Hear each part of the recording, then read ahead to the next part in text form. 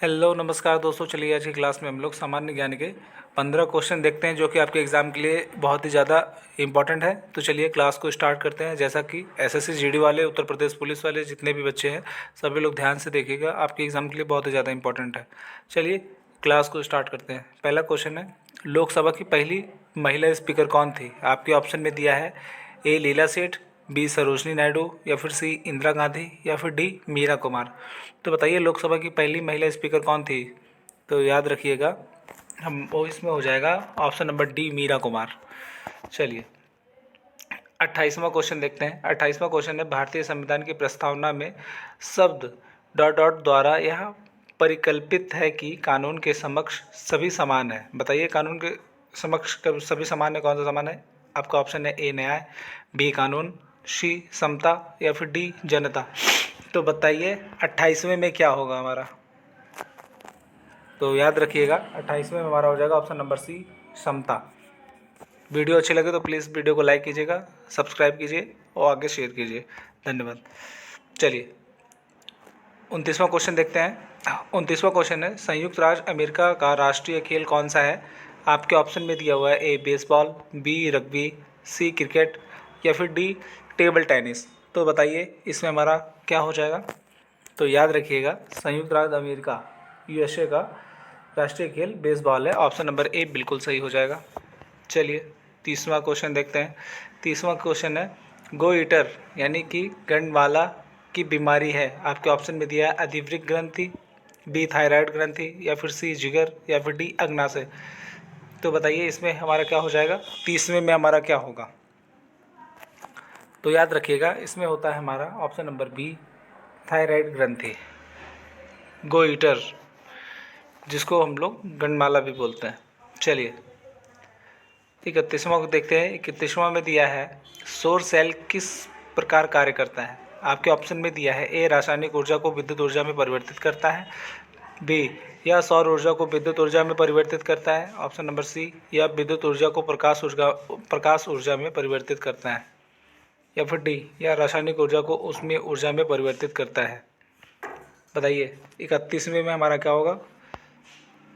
31वें में हमारा क्या होगा? तो याद रखिएगा 31वें में हो जाएगा ऑप्शन नंबर बी, यह सौर ऊर्जा को विद्युत ऊर्जा में परिवर्तित करता है, सौर सेल। चलिए 32वां देखते हैं। 32वां क्वेश्चन है, जोहान गुटेनबर्ग द्वारा पहली मुद्रित पुस्तक कौन सी थी?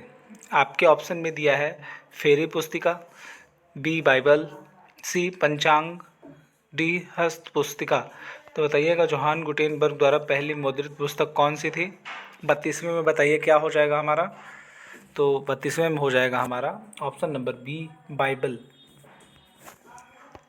चलिए 33वां क्वेश्चन देखते हैं। 33वां है, डॉट डॉट का अस्तर छोटी उंगली की तरह बृहत भाग से ढका है जिसे बिल्ली कहा जाता है। बताइए डॉट डॉट का अस्तर छोटी उंगली की तरह बृहत भाग से ढका है जिसे बिल्ली कहा जाता है। बताइए आपके ऑप्शन में दिया है ए छोटी आंत, बी अग्नाशय, सी तिल्ली, या फिर डी पेट। तो बताइए 33वें में हमारा क्या हो जाएगा? तो याद रखिएगा ऑप्शन नंबर ए छोटी आंत का अस्तर छोटी उंगली की तरह ब्रहीगत भाग से ढका है जिसे विल्ली कहा जाता है। वाले बच्चे इसको जानते होंगे अच्छे से। चलिए 34वां क्वेश्चन देखते हैं। 34वां क्वेश्चन है हमारा, भारतीय संविधान के निम्न में से किस संशोधन द्वारा दिल्ली को राष्ट्रीय राजधानी क्षेत्र का दर्जा दिया गया? आपके ऑप्शन में दिया है ए 76वें संविधान संशोधन, बी 63वें संशोधन अधिनियम, या फिर सी 69वें संशोधन अधिनियम, या फिर डी 74वें संशोधन नियम। तो बताइए 34वें में हमारा क्या हो जाएगा? तो याद रखिएगा भारतीय संविधान के निम्न में से संशोधन द्वारा दिल्ली को राष्ट्रीय राजधानी क्षेत्र का दर्जा 69वें संशोधन अधिनियम में दिया गया था। ऑप्शन नंबर सी बिल्कुल सही हो जाएगा।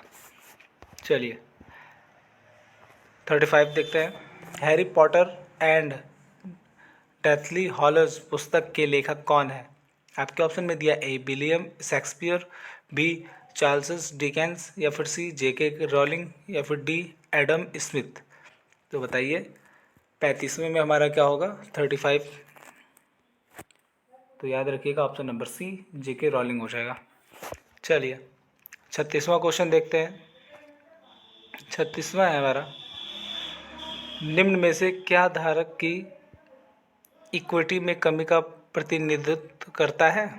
निम्न में से क्या धारक की इक्विटी में कमी का प्रतिनिधित्व करता है। आपके ऑप्शन में दिया है डिवेंचर का निवारण, बी वरीयता प्राप्त शेयरों का निवारण, या फिर भवन की खरीद, या फिर डी बोनस शेयर जारी करना। तो बताइए 36वें में हमारा क्या हो जाएगा। तो याद रखिएगा 36वें में हो जाएगा डिवेंचर का निवारण। चलिए 36वां देखते हैं। 37वां क्वेश्चन देखते हैं। 37वां है हमारा, वियतनाम में रहने वाले फ्रांसीसी नागरिकों को क्या कहा जाता था। आपके ऑप्शन में दिया है ए वियतनामी, बी अभिजात्य, या फिर सी कोलन, या फिर डी फ्रेंच। तो बताइएगा वियतनाम में रहने वाले फ्रांसीसी नागरिकों को क्या कहा जाता था। 37वें में बताइए क्या हो जाएगा हमारा। तो याद रखिएगा उन लोगों को कोलन कहा जाता था। ऑप्शन नंबर सी बिल्कुल सही हो जाएगा। चलिए 38वां क्वेश्चन देखते हैं। निम्न में से सिखों का कौन सा धार्मिक स्थल भारत में नहीं है। आपके ऑप्शन में दिया है नांदेड़, बी पांवटा साहिब, या फिर सी ननकाना साहिब, या फिर डी केशवगढ़ साहिब। तो बताइए 38वें में हमारा क्या हो जाएगा।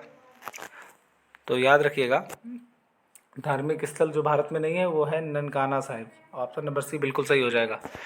चलिए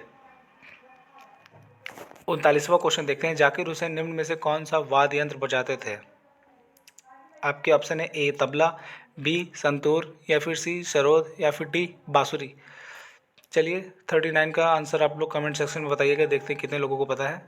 जाकिर हुसैन निम्न में से कौन सा वाद्य यंत्र बजाते थे। तो चलिए इसका कमेंट सेक्शन में बताइएगा। चलिए 40वां देख लेते हैं। 40वां है, कुओं और नलकूपों के बाद भारत में सिंचाई का सबसे बड़ा साधन निम्न में से कौन सा है। आपके ऑप्शन में दिया है ए तलैया, बी तालाब, सी नहरें, या फिर डी नदियाँ। तो बताइएगा 40 में हमारा क्या हो जाएगा। तो याद रखिएगा भारत में सिंचाई का सबसे बड़ा साधन हमारी जो नहरें हैं। ऑप्शन नंबर सी बिल्कुल सही हो जाएगा। चलिए बच्चों आज की क्लास में बस इतना ही। अगर आप लोगों को वीडियो अच्छी लगे तो प्लीज़ वीडियो को लाइक कीजिएगा, सब्सक्राइब कीजिए, शेयर कीजिए। चलिए बस आज के लिए बस इतना ही। और 39वें का आंसर आप लोग ज़रूर बताइए कमेंट सेक्शन में। आज के लिए बस इतना ही। जय हिंद, जय भारत।